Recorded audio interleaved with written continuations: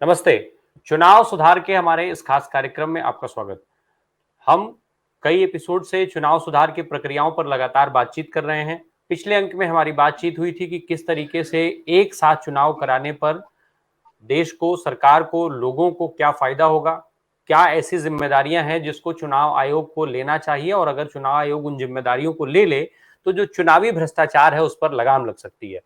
आज के इस अंक में बात होगी कि अगर देश में एक साथ चुनाव हो और बीच में कभी ऐसी जरूरत पड़ जाए कि जब कोई उपचुनाव हो, तमाम कारण होते हैं, और या फिर कहीं कोई सरकार अल्पमत में आ जाए, कोई विधानसभा भंग हो, इस तरीके की स्थितियां बनती हैं, तो फिर उपचुनाव किस तरीके से हो, किस तरीके से इन परिस्थितियों से चुनाव आयोग और सरकारें निपटें। अरुण जी हमारे साथ मौजूद हैं। अरुण जी का बहुत स्वागत। सर, सीधा सवाल कि जो एक साथ देश में चुनाव होने की बात की जा रही है, अगर ऐसे में परिस्थिति बनती है कि उपचुनाव हो, क्योंकि कई सारे कारण होते हैं जब उपचुनाव की नौबत आती है। इसके अलावा अगर किसी भी राज्य में सरकारें अल्पमत में आ जाती हैं, सरकार गिर जाती है, तो उन परिस्थितियों को फिर कैसे, उन परिस्थितियों से चुनाव आयोग निपट पाएगा, क्या कदम उठाए जाने चाहिए? देखिए, ये बहुत महत्वपूर्ण एक मसला है कि अगर उपचुनाव को कैसे रोका जाए। अगर एक साथ चुनाव होगा तो निश्चित तौर पे उपचुनाव जैसा कोई चीज नहीं होगा। लेकिन मैं अपने राजनीतिक अनुभव से कह सकता हूं कि मुझे नहीं लगता है कि उपचुनाव इतना बहुत महत्वपूर्ण है। जैसे मान लीजिए कि कोई प्रत्याशी की मृत्यु हो जाती है या कोई प्रत्याशी इस्तीफा दे देता है, नहीं एमपी बना रहना चाहता है, तो उस हालात में पार्टी जब किसी को नॉमिनेट करती है तो उसी समय लिखेगा, ऑप्शन दे देगा, नंबर 1, नंबर 2, नंबर 3। पहला हमारा उम्मीदवार है ये, दूसरे पे ये रहेंगे, तीसरे पर ये रहेंगे। तो अगर कोई इस्तीफा दे देता है या उसकी मृत्यु हो जाती है तो जो पार्टी द्वारा नॉमिनेटेड दूसरा नंबर का आदमी है वो एमपी बन जाएगा। इसलिए कि वोट तो एक तरह से पार्टी को मिलता है, सिंबल पे मिलता है। इसलिए इस तरह से चुनाव को रोका जा सकता है। या ये भी एक फार्मूला बन सकता है कि मान लीजिए किसी व्यक्ति को 1 लाख मिला हो और किसी को 90,000 मिला हो और कोई व्यक्ति एमपी नहीं रहना चाहता है या उसकी मृत्यु हो जाती है, तो जो दूसरा नंबर पे है उसको, जिसको 90,000 मिला था, वह एमपी बन जाएगा। ऐसा दुनिया के कई देशों में ऐसी परिपाटी है। यह एक तो बहुत आसान तरीका है। दूसरा जो सबसे महत्वपूर्ण समस्या है आज की तारीख में कि सरकारें गिर जाए तो क्या होगा, इस बारे में थोड़ा एक हमारा कठोर और अलोकतांत्रिक मैं कह सकता हूं फार्मूला है।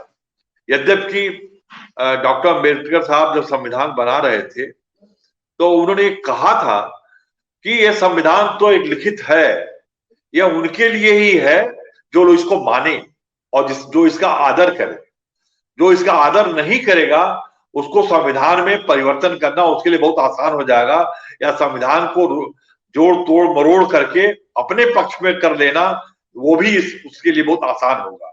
इसलिए संविधान या नियम या कानून जो भी सरकार बना दे वह उन्हीं के लिए है जो उसका सम्मान करें।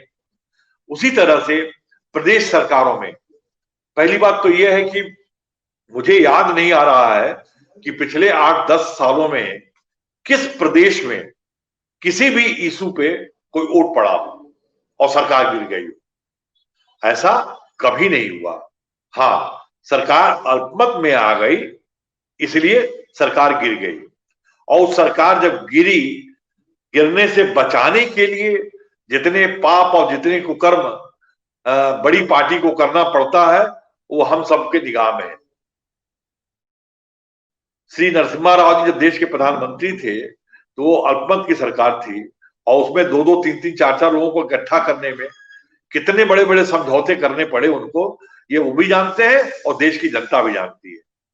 इसलिए मेरा तो ये कहना है कि चुनाव के पूर्व जो भी पार्टी समझौता करती है आपस में, उन सब पार्टियों का एक ही चुनाव घोषणा पत्र होना चाहिए।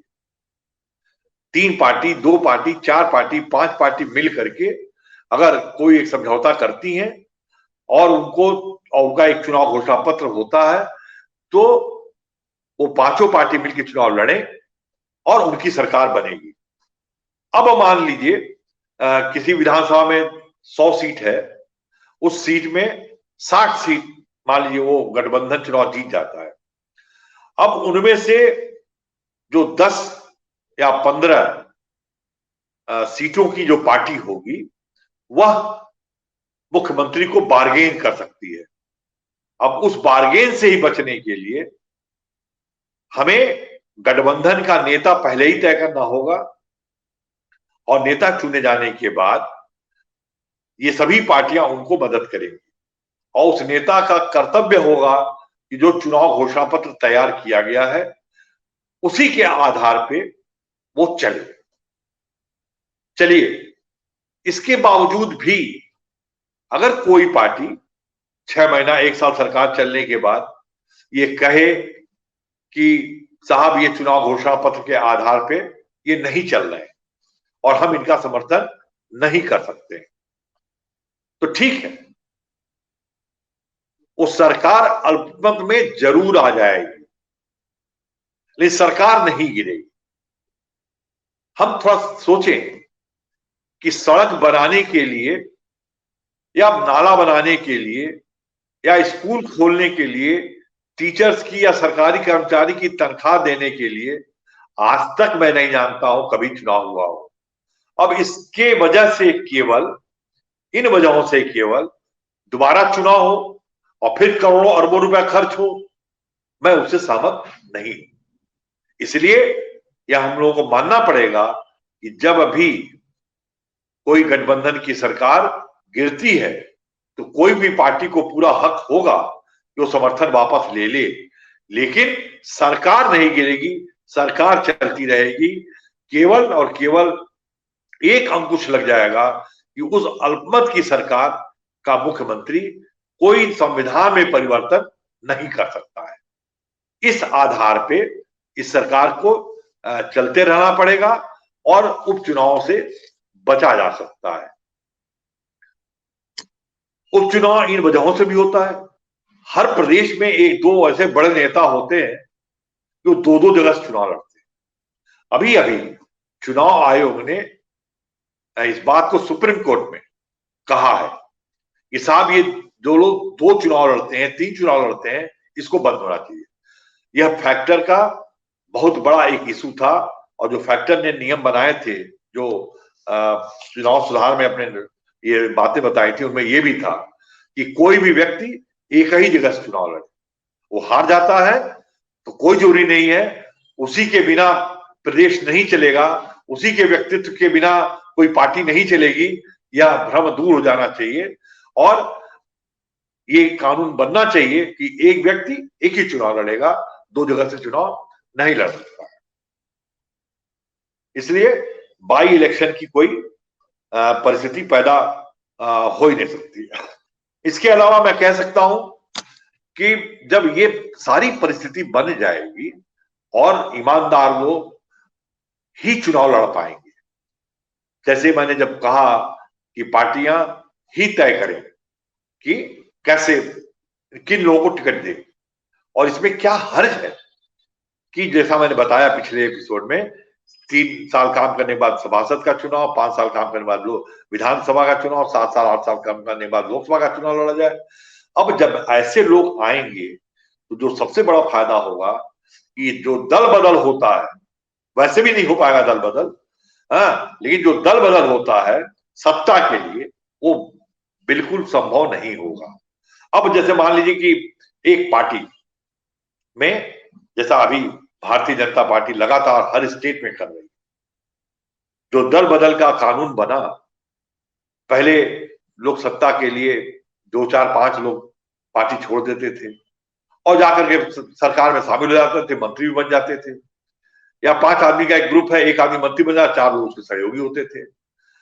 धीरे धीरे जब चुनाव में इतना दल बदल होने लगा और चरण सिंह जी इस देश की राजनीति के वो पहले व्यक्ति थे जब उन्होंने अपनी पार्टी तोड़ करके अपनी पार्टी तोड़ करके सरकार बनाने के लिए उन्होंने कांग्रेस पार्टी के साथ या किन्हीं और पार्टियों के साथ मिलकर के सरकार बनाया और मुख्यमंत्री बने। ये पहला उदाहरण था। बाद में लगातार ये सब चीजें होने लगी और देश को लगा, लोगों को लगा कि केवल लोग सत्ता के लिए दल बदल कर लेते हैं। इसी को रोकने के लिए चुनाव आयोग ने या सभी विपक्षी दल के लोगों ने या सभी पार्टी के लोगों ने यह नियम बनाया कि एक तिहाई बहुमत से अगर कोई दल बदल करना चाहता है तो दल बदल करने दिया जाए। देखिए, एक समस्या है, जैसे मान ली कोई पार्टी कुछ भी करे और मुझे बिल्कुल पसंद नहीं है, मैं उससे सहमत नहीं हूं और मेरा मन घुट रहा है वहां पे, तो हम इस्तीफा दे दें पार्टी से, मेरी सदस्यता नहीं जानी चाहिए उस इशू पे, हम किसी और पार्टी में शामिल भी नहीं हो सकते हैं। तो इस तरह से दल बदल को रोका जा सकता है। तो जब हुआ कि एक तिहाई बहुमत, तो पता चला कि सरकार जैसे जैसे अम्बेडकर साहब ने कहा था ना कि माने तो ठीक है, नहीं तो उसके उपाय निकल जाते हैं। अब आपने कानून बना दिया एक तिहाई बहुमत का, कितनी सरकारें केवल उस एक तिहाई बहुमत से गिर गई। पता चला कि अपोजिशन पार्टी, एक सत्ताधारी पार्टी दूसरी पार्टी को एक तिहाई बहुमत से लोगों को तोड़ करके, शुद्ध रुपए पे खरीद करके तोड़ा और अपनी सरकार बना लिया। अब यह जब होने लगा लगातार, तब हमने फिर एक नियम बनाया कि 2/3 बहुमत से, कल्पना करिए आप कि 2/3 बहुमत से भी अब सरकारें तोड़ी जाने लगी, जिसका उदाहरण है महाराष्ट्र की सरकार, और उनको मुख्यमंत्री बनाया जाने लगा। याद है, आपको याद होना चाहिए कि 1980 में जनता पार्टी देश में चुनाव हार गई। जनता पार्टी की सरकार थी हरियाणा में, भजन लाल उसके मुख्यमंत्री थे। मेरे ऊपर कर्ज हो गया था पार्टी के को लेकर के। मैं एक मैगजीन निकालता था उस समय, उस मैगजीन को हमने इतना बांटा था, 10 लाख मैगजीन हम लोगों ने छापा था, उस पर बहुत बड़ा कर्ज हो गया था। जो चंद्रशेखर जी ने वादा किया था कि हम इसको देंगे, इसलिए कि जो पार्टी का विज्ञापन दिया गया था उस समय, वो विज्ञापन हमारी मैगजीन को भी मिला था। और चूंकि सरकार हार गई तो एजेंसी को पैसा ही नहीं दिया गया, तो एजेंसी ने हमको पैसा नहीं दिया, तो हमारी मैगजीन ही बंद होने लगी और कर्जा भी हो गया। तो मैंने चंद्रशेखर से कहा कि मैं तो सब, मेरी स्थिति खराब होगी, मेरी मैगजीन ही बंद हो जाएगी। हो गई, और मेरे पास 5 लाख रुपए का कर्ज है, कम से कम, असली बात बता रहा हूं। तो उन्होंने, एक नागर साहब थे, टूरिज्म मिनिस्टर थे हरियाणा में, तो नागर साहब को बुलाया उन्होंने, वो आए हुए थे और उन्होंने मेरी परिस्थिति बताई। तो नागर साहब ने हमसे कहा कि आप कल सुबह चंडीगढ़ आ जाइए। तो मैं शाम सवेरे सवेरे 7 बजे या 6 बजे बस में बैठा और चंडीगढ़ की बस में बैठ गया। 10 या 11 बजे के करीब चंडीगढ़ में जब एंट्रेंस होता है, ट्रिब्यून का बहुत बड़ा ऑफिस है, और ट्रिब्यून के ऑफिस के बाहर जो हेडलाइंस दिखाई देता है, उसमें मेरी जब निगाह गई कि भजन लाल पूरी सरकार लेकर के कांग्रेस में शामिल हो गए और उनकी सरकार बन गई। तो दल बदल की वजह से भी इस देश की राजनीति और को बहुत प्रभावित किया है, और जनता और नेता के बीच की जो दूरी है, इस दल बदल की राजनीति ने भी किया है। इसलिए इस दल बदल को रोकने के लिए ऐसे सख्त कानून बने, ऐसे सख्त, मैं कह रहा हूं कि शायद अलोकतांत्रिक हो, लेकिन इन नेताओं को अपनी वही पुरानी मर्यादा को लाने के लिए अग्नि परीक्षा देनी होगी, और अग्नि परीक्षा में वास्तव में कोयले पे अगर चलना पड़े तो चलना पड़े। ठीक है सर, बहुत महत्वपूर्ण ये चीजें जो लोकतंत्र के इस महापर्व में सुधार के लिए जरूरी हैं, और कई बार दल बदल का असर जो है वो अब तो बहुत सामान्य सा होता जा रहा है, राज्यों में भी और लोकसभा के लिए भी। तो ये सारे जो नियम अरुण जी की तरफ से जो बताए गए, अगर ये सुधार के दृष्टिकोण से चुनाव आयोग और सरकारों को इस पर विचार करना चाहिए।